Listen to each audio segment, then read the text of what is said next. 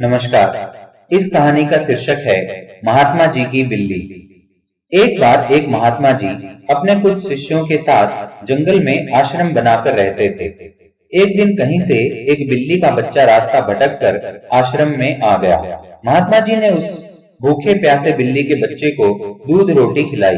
वह बच्चा वहीं आश्रम में रहकर पलने लगा। लेकिन उसके आने के बाद महात्मा जी को एक समस्या उत्पन्न हो गई कि जब वे साय ध्यान में बैठते तो वह बच्चा कभी उनकी गोद में चढ़ जाता, कभी कंधे या सिर पर बैठ जाता। तो महात्मा जी ने अपने एक शिष्य को बुलाकर कहा, देखो, मैं जब साय ध्यान पर बैठूं, उससे पूर्व तुम इस बच्चे को दूर एक पेड़ से बांध आया करो। अब तो यह नियम हो गया। महात्मा जी के ध्यान पर बैठने से पूर्व वह बिल्ली का बच्चा पेड़ से बांधा जाने लगा। एक दिन महात्मा जी की मृत्यु हो गई तो उनका एक प्रिय काबिल शिष्य उनकी गद्दी पर बैठा। वह भी जब ध्यान पर बैठता तो उससे पूर्व बिल्ली का बच्चा पेड़ पर बांधा जाता। फिर एक दिन तो अनर्थ हो गया। बहुत बड़ी समस्या आ खड़ी हुई कि बिल्ली ही खत्म हो गई। सारे शिष्यों की मीटिंग हुई। सबने विचार विमर्श किया कि बड़े महात्मा जी जब तक बिल्ली पेड़ से न बांधी जाए तब तक ध्यान पर नहीं बैठते थे। अतः पास के गांव से कहीं से भी एक बिल्ली लाई जाए। आखिरकार काफी ढूंढने के बाद एक बिल्ली मिली जिसे पेड़ पर बांधने के बाद महात्मा जी ध्यान पर बैठे।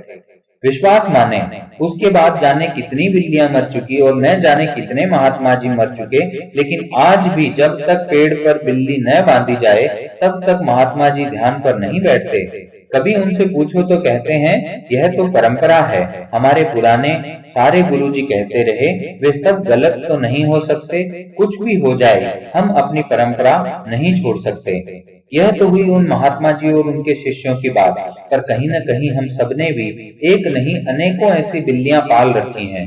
कभी गौर किया है इन बिल्लियों पर? सैकड़ों वर्षों से हम सब ऐसे ही और कुछ अनजाने तथा कुछ चंद स्वार्थी तत्वों द्वारा निर्मित परंपराओं के जाल में जकड़े हुए हैं।